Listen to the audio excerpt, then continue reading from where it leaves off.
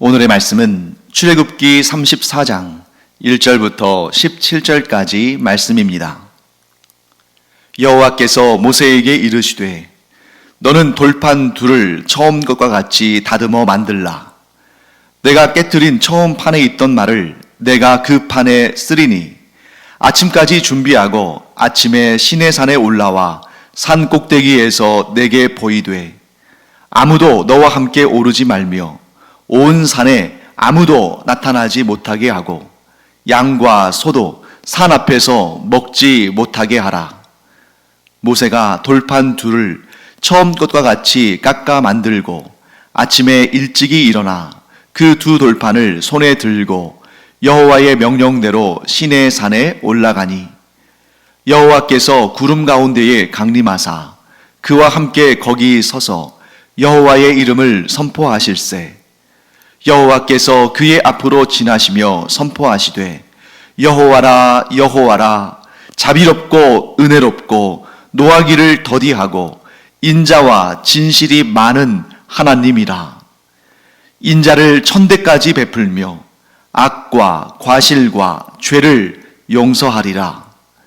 그러나 벌을 면제하지는 아니하고 아버지의 악행을 자손 3, 4대까지 보응하리라. 모세가 급히 땅에 엎드려 경배하며 이르되 주여 내가 주께 은총을 입었거든 원하건대 주는 우리와 동행하옵소서. 이는 목이 뻣뻣한 백성이니이다. 우리의 악과 죄를 사하시고 우리를 주의 기업으로 삼으소서. 여호와께서 이르시되 보라 내가 언약을 세우나니 곧 내가 아직 온 땅 아무 국민에게도 행하지 아니한 이적을 너희 전체 백성 앞에 행할 것이라. 내가 머무는 나라 백성이 다 여호와의 행하심을 보리니 내가 너를 위하여 행할 일이 두려운 것임이니라. 너는 내가 오늘 내게 명령하는 것을 삼가 지키라. 보라 내가 내 앞에서 아모리 사람과 가나안 사람과 헷 사람과 브리스 사람과 히위 사람과 여부스 사람을 쫓아내리니 너는 스스로 삼가 내가 들어가는 땅의 주민과 언약을 세우지 말라. 그것이 너희에게 올무가 될까 하노라. 너희는 도리어 그들의 제단들을 헐고 그들의 주상을 깨뜨리고 그들의 아세라 상을 찍을지어다. 너는 다른 신에게 절하지 말라. 여호와는 질투라 이름하는 질투의 하나님이니라. 너는 삼가 그 땅의 주민과 언약을 세우지 말지니 이는 그들이 모든 신을 음란하게 섬기며 그들의 신들에게 제물을 드리고 너를 청하면 내가 그 제물을 먹을까 함이며 또 내가 그들의 딸들을 내 아들들의 아내로 삼음으로 그들의 딸들이 그들의 신들을 음란하게 섬기며 내 아들에게 그들의 신들을 음란하게 섬기게 할까 함이니라. 너는 신상들을 부어 만들지 말지니라. 앞서 우리는 모세가 금송아지를 섬기는 이스라엘 백성들의 모습을 보고 심히 진노해서 하나님께서 친히 만드시고 친히 글자를 새겨주신 그 언약의 두 돌판을 던져서 깨트린 그 사건을 살펴본 적이 있습니다. 사실 하나님께서 직접 만드시고 글자까지 직접 새겨서 십계명의 내용을 직접 새겨주셔서 모세에게 주신 그 두 돌판을 모세가 깨뜨렸다는 것은 어찌 보면 정말 불경스러운 일이죠. 정말 하나님 앞에 큰 문제일 수 있습니다. 그런데 하나님께서는 그 일을 문제 삼지는 않으셨습니다. 아마도 하나님께서 그 금송아지를 섬기는 이스라엘 백성들을 향한 모세의 진노를 인정해 주신 것 같습니다. 그래, 그 죄에 대한 너의 분노가 그 정도이다면 내가 너의 그 행위를 충분히 용납할 수 있다. 아마 이렇게 생각하신 것 같습니다. 그래서 하나님께서는 모세가 하나님께서 직접 새겨주신 언약의 두 돌판을 던져서 깨뜨린 것을 문제 삼지 않으시고 거기에 대해서 어떤 책망도 하지 않으시는 것을 보게 됩니다. 자, 그리고 이제 오늘 본문에 와서 하나님께서는 이스라엘과 다시 한번 언약하시는, 재언약을 하시는 그러한 말씀을 주십니다. 그래서 하나님께서 이제 모세를 다시 부르시죠. 그리고 뭐라고 말씀하시냐면 처음 것과 같은 돌판 2개를 다듬어서 가지고 올라와라. 즉 처음 것과 같은 그런 모양과 크기와 재질의 2 돌판을 만들어서 가지고 올라와라. 이렇게 말씀하십니다. 자, 그러면 왜 이번에는 모세에게 그 십계명을 새겨주실 언약의 2 돌판을 만들어 오라고 하셨을까? 자, 첫 번째, 즉 모세가 던져서 깨트린 그 첫 번째 언약의 2 돌판은 하나님께서 직접 준비하셨고 또 하나님께서 직접 십계명의 내용을 새겨서 주셨는데 이번에는 그 2 돌판을 모세가 직접 만들어야 한다 하고 말씀하신 것입니다. 그래서 본문을 보면 모세가 아침까지 그 돌판을 만들어서 가지고 올라갔다 하는 내용이 나오는데 아마도 밤새도록 그 2 돌판을 준비했던 것 같습니다.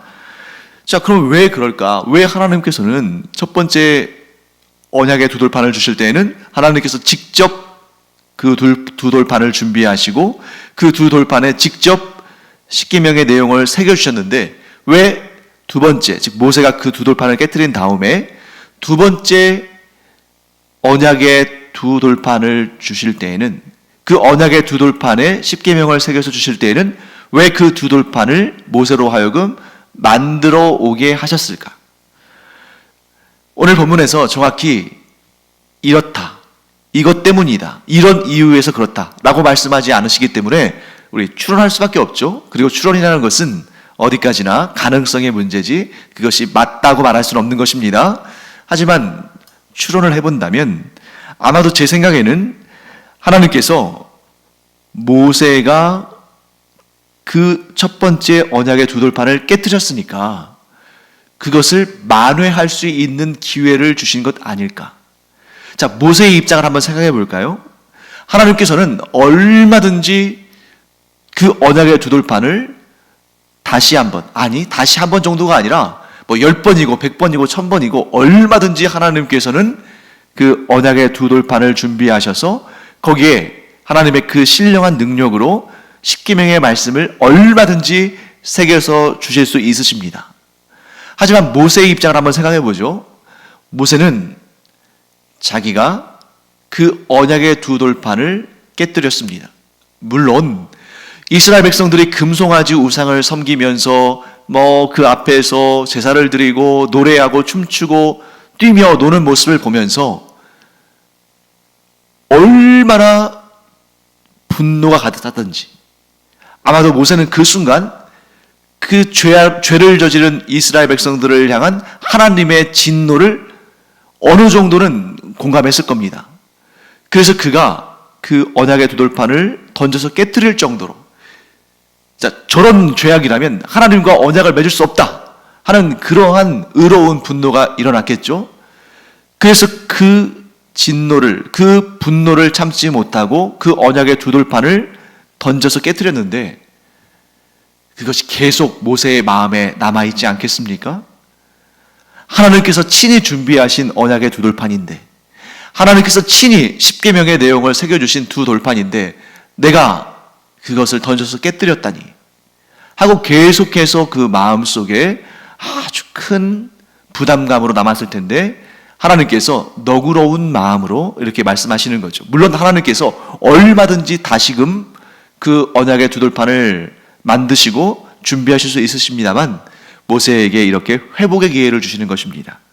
그래, 이제 네가 첫 번째 언약의 2 돌판을 깨뜨렸지만 그 첫 번째 것과 똑같은 돌판을 2개 만들어 와라. 그러면 내가 처음에 거기에 새겼던 그 글자와 똑같은 그 십계명의 내용들을 똑같이 새겨서 주겠다 하고 하나님께서 모세에게 기회를 주시는 것이지 않을까 하는 그런 생각이 듭니다.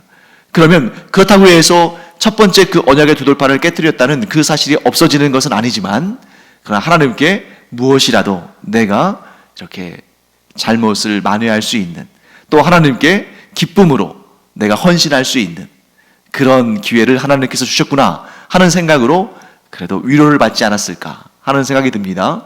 그래서 그런 마음이 있었기 때문에 아마도 밤새도록 그 언약의 두 번째 돌판을 만드는 일이 그렇게 힘들게 여겨지지 않았을 것이고, 밤새도록 그것을 만들어서 아침에 그 두 돌판을 가지고 하나님께로 나아갑니다. 자, 이렇게 해석할 수가 있고, 또 한 가지 이번에는 하나님의 입장에서 또 해석할 수 있는 그런 부분이 있습니다. 자, 하나님의 입장에서 그 두 돌판과 그 돌판에 새겨진 내용과 이 둘 중에 무엇이 더 소중한 것인가? 무엇이 진짜인가? 무엇이 하나님의 뜻인가? 하나님과의 언약 가운데 이 두 돌판과 거기에 새겨진 내용과 둘 중에 무엇이 이 언약 관계의 중심이고 중요한 표징일까? 저는 그것이 두 돌판이 아니라 거기에 새겨진 하나님의 말씀이라고 믿습니다. 그렇기 때문에 하나님께서 두 돌판은 모세 네가 만들어 와라. 하지만 거기에 새겨지는 내용은 네가 쓸 내용이 아니라 내가 써주겠다. 이렇게 말씀하시는 것이죠. 하나님께서는 이런 물질적인 것보다는 그 안에 담긴 내용을 더 중시하신다. 그런 예들을 우리가 얼마든지 찾아볼 수가 있습니다. 많은 사람들이, 특히 고고하게 관심 있는 사람들이 이 성경에 언급된 그런 특별한 물건들에 많은 관심을 가지고 있습니다. 그래서 우리 예전에 레이더스나 인디아나 존스 같은 그런 영화를 보면 특히 이 기독교의 성경에 기록되어 있는 유물들에 대한 관심들이 많잖아요. 그래서 잃어버린 성배를 찾아서, 거기에서 성배는 예수님과 예수님의 12 제자들이 예수님께서 십자가에 달려 돌아가시기 전에 최후의 만찬, 마지막 만찬을 하실 때 사용하셨던 그러한 성배, 즉 잔이다. 그것을 찾으러 떠난다. 이런 내용도 있고, 또 어떤 이들은 노아의 시대에 그 홍수를 견뎌낼 수 있었던 그 노아의 방주, 그 노아의 방주가 아라랏산에 머물렀는데 그 산이 어디인지를 찾고 또 그 산에 올라가서 방주의 흔적을 찾으려고 하는 사람들이 많이 있고, 또 예전에 우리 뉴스 보도랄지 이런 내용들을 보면 인공위성이 어디 터키 인근에 어디를 찍었는데 거기에 방주 모양의 어떠한 그 흔적을 찾았다. 이런 내용도 보도가 된 적도 있고요. 또 로마 카톨릭이 아주 신성시하는 그런 토리노의 수위, 예수님께서 십자가에 달려 돌아가셨을 때에 그때 아리마대 사람 요셉의 무덤에 장사 지내셨을 때에 그때 덮었다는 수위, 또 언약궤, 그리고 또 그 외에도 예수님께서 달리신 십자가, 또 성경의 원본, 이런 것들을 찾고자 하고, 또 어떤 것들은 그런 것이라고 주장하는 물건이 있기도 하고, 그래서 오늘 이 언약의 두 돌판이 나중에 언약궤 속에 들어가고 그것이 성막에 있다가 나중에 솔로몬 시대에 성전이 지어진 다음에는 성전의 지성소에 들어가게 되는데, 그때 성전이 주후 70년 로마의 티투스 장군에 의해서 성전이 무너질 때에 그 이후로 이 언약궤의 행방을 알 수가 없잖아요. 당연히 언약궤의 행방을 알 수 없으니까 그 안에 있는 언약의 두 돌판의 행방도 알 수가 없죠. 그런데 지금도 아프리카 어떤 나라는 우리에게 그 언약궤가 있다. 그래서 실제로 무슨 포장으로 이렇게 덮어놓은 그런 물체를 이렇게 또 공개도 하면서, 물론 포장을 열지는 않지만, 예루살렘 성전이 무너지기 전에 그 낌새를 눈치챈 거룩한 제사장들이 그 언약궤를 대피를 시키는데 이 아프리카, 우리나라 거기에다가 이것을 가지고 왔다. 이런 식으로 주장하는 그런 경우도 있고요. 그런데 왜 이렇게 기독교에서 또 성경에서 아주 중요하게 사용되어진 하나님의 특별하신 능력이 담긴 것 같은 그런 물건들은 다 사라지고 없을까? 노아의 방주도, 성경의 원본도, 언약궤도, 언약의 두 돌판도, 예수님이 달리신 십자가도 왜 다 사라지고 없을까? 그 중에 몇 개가 남아있다면 좀 우리가 가서 보기도 하고 연구도 하고 좋을 텐데, 그런데 아마 그렇게 다 없어진 것을 보면 이러한 의미가 담겨 있지 않을까요? 하나님께서는 하나님의 놀라우신 능력을 베푸실 때에 사용되어진 그러한 도구들이, 그런 물건들이 신성시 되어지고 심지어 나아가서 우상 숭배의 대상이 되는 것을 철저히 금지하시고 그것이 싫으셔서 그것들을 없애신 것이 아닌가 하는 그런 생각이 듭니다. 만일 여러분 생각해 보시죠.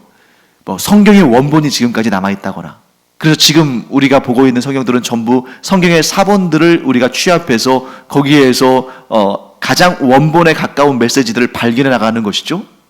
또 언약궤가 지금까지 남아있다거나, 그 언약의 두 돌판이 지금까지 남아있다면, 물론 다 그런 건 알겠지만 많은 사람들이 그 물건 자체의 어떤 특별한 영험한 아주 신비주의적인 그러한 능력이 있는 걸로 알고 그것을 가증하게 섬길 사람들이 얼마나 많을까?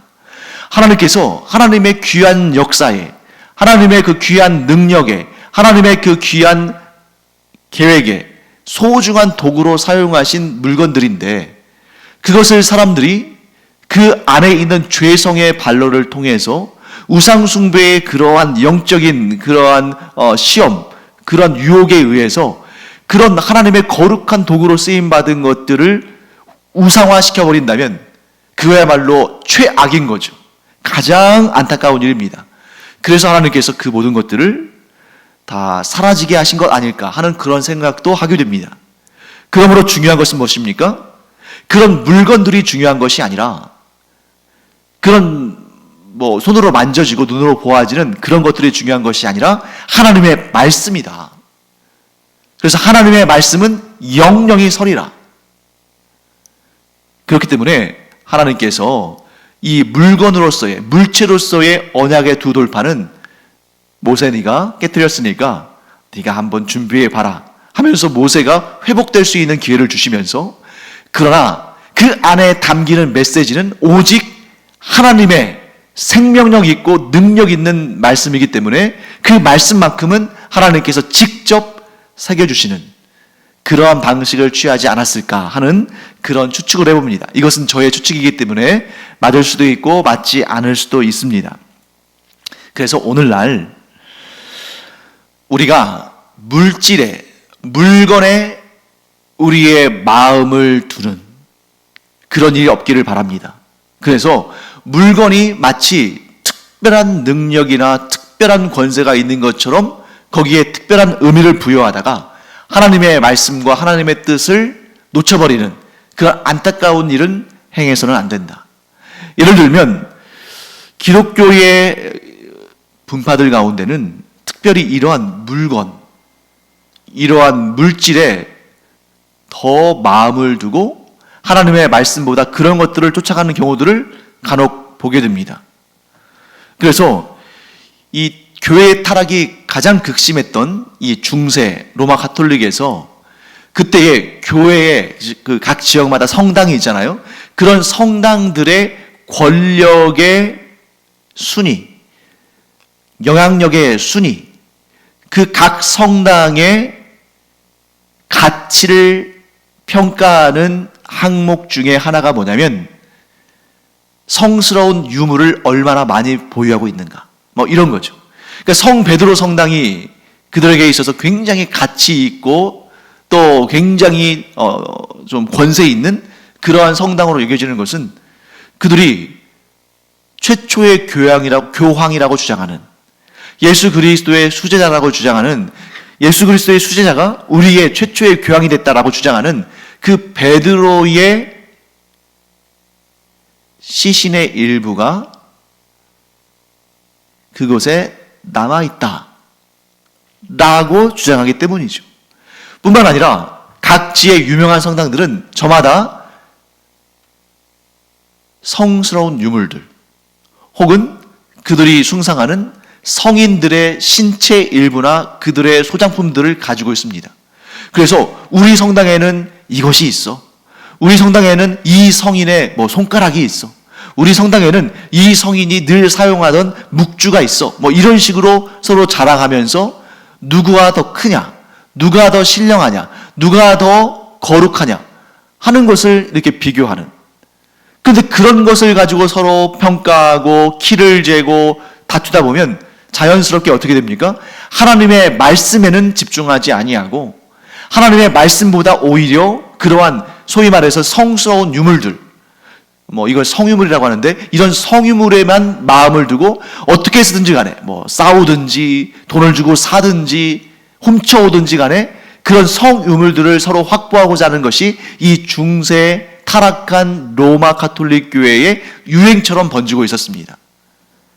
그런데 우리 분명히 알기 바랍니다. 어떠한 물건도 어떠한 물질도 그 자체를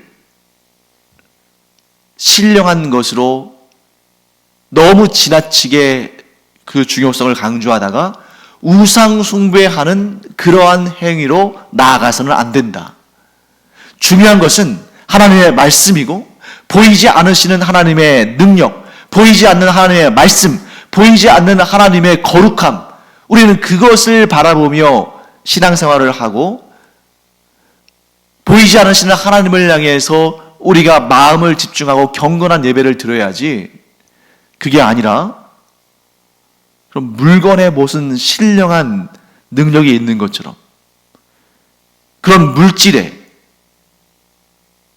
하나님의 어떤 신비로운 능력이 임재한 것처럼 그렇게 여겨서는 안 된다 하는 겁니다. 그래서 예를 들면 내가 십자가 목걸이를 하고 있다고 해서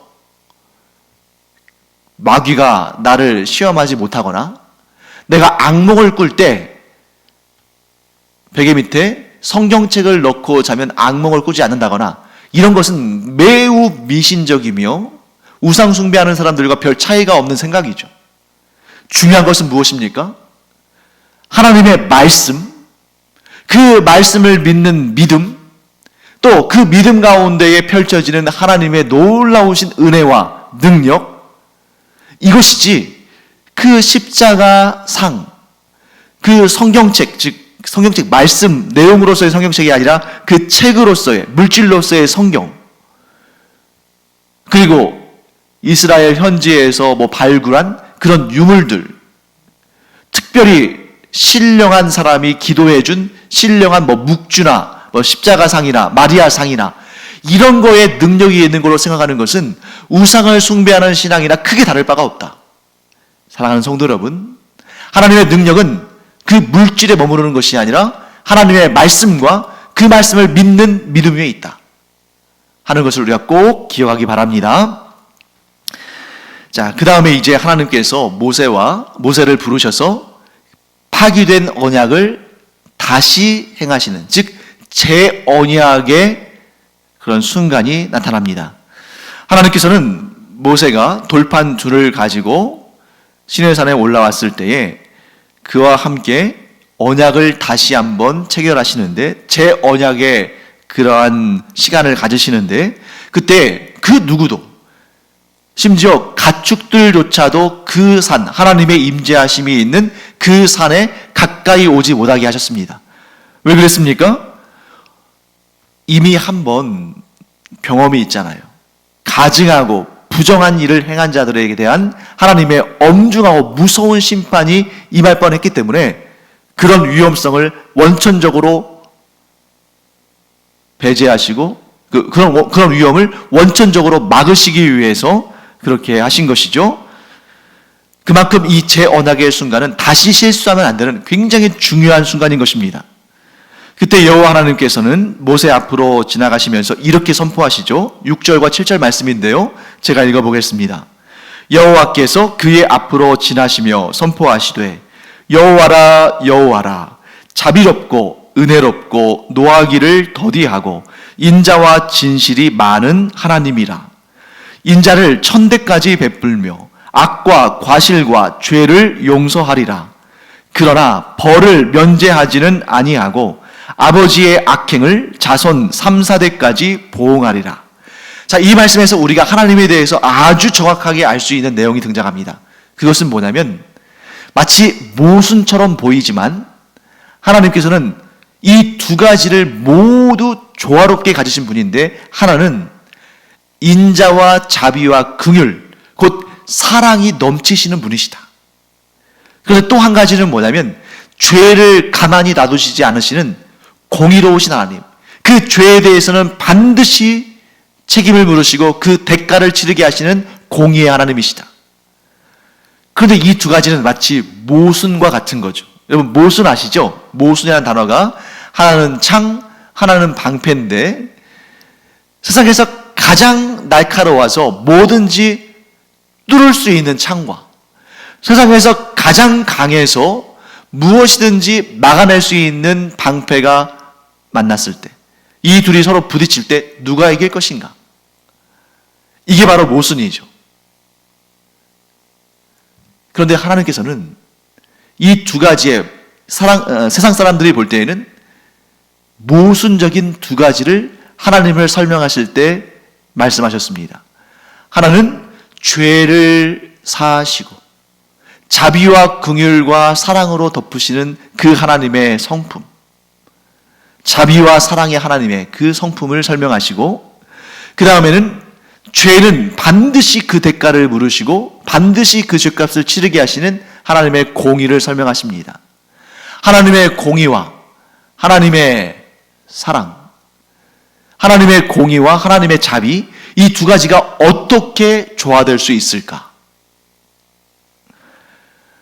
바로 이 두 가지가 동시에 나타난 사건이 하나 있는데, 그것이 바로 예수 그리스도의 십자가다. 우리는 이렇게 알게 됩니다. 왜냐하면, 자, 예수님께서 우리를 위해 이 땅에 오신 이유가 무엇이죠? 우리의 죄값을 대신 갚으시기 위한 것이죠. 왜 우리의 죄값을 대신 갚으셔야 했는가? 만일 하나님께서 죄인된 우리를 보시고 불쌍히 여기셔서 자비와 긍휼을 베푸셔서 너희들의 죄를 내가 다 없는 걸로 해주겠다. 그냥 너희들은 그냥 가만히 있어라. 그냥 그 죄 내가 탕감해 주겠다. 자, 이렇게 되면 죄와 사망의 권세와 사탄이 가만히 있지 않겠죠. 하나님은 공의의 하나님이신데 어떻게 이들이 분명히 죄인이고 죄를 지었는데 그들의 죄를 없다 하십니까? 그것은 하나님의 공의가 아니지 않습니까? 이렇게 죄와 사망의 권세가, 사탄이 그렇게 하나님을 따지고 든다면 하나님께서 무슨 말씀을 하시겠어요?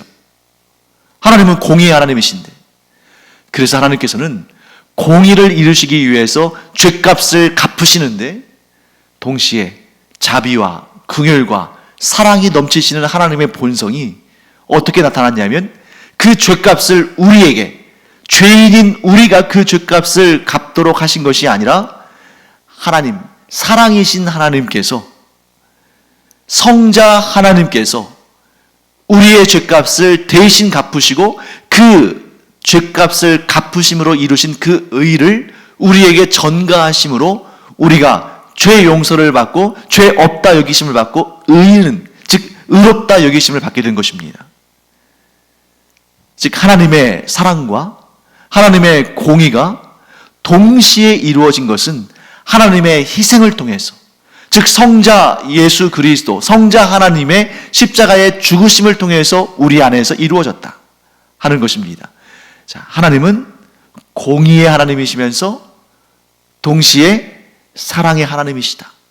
이 두 가지가 예수 그리스도의 십자가상에서 이루어졌다. 그런데 더 놀라운 사실은 하나님은 이 두 가지, 자비와 공의, 사랑과 공의를 동시에 가지고 계시지만 굳이 비교한다면 하나님은 자비와 긍휼과 사랑이 더 크신 분이시다.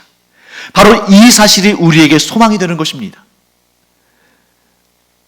하나님께서는 자비롭고 은혜로우시며 노하기를 더디하시고 인자와 진실이 많으신 하나님, 곧 사랑의 하나님이시기 때문에 그 사랑을 천대까지 베푸시며 악과 과실을 또 죄를 용서하십니다.